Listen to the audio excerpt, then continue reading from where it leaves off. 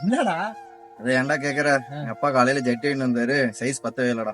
ஜட்டில போட ஆரம்பிச்சிட்ட நீ? ஆமா, சனிக்கிழமை எக்ஸாம் எழுத போனே, என்ன பண்ண? ஏன்டா நீ வேற, இத்தனை வருஷத்துல இந்த மாதிரி ஒரு ஈஸியான கொஸ்டின் பேப்பர் நான் பார்த்ததே இல்ல.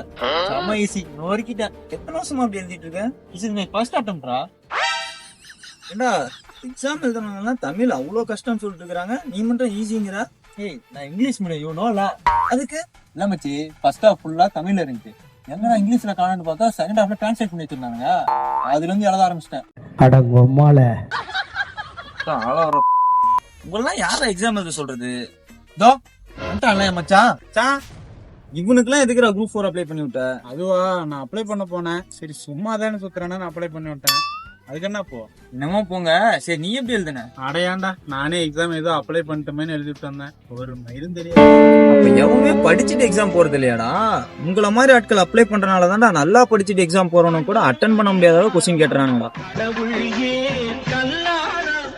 கல்லாய் போன மனிதர்களாலே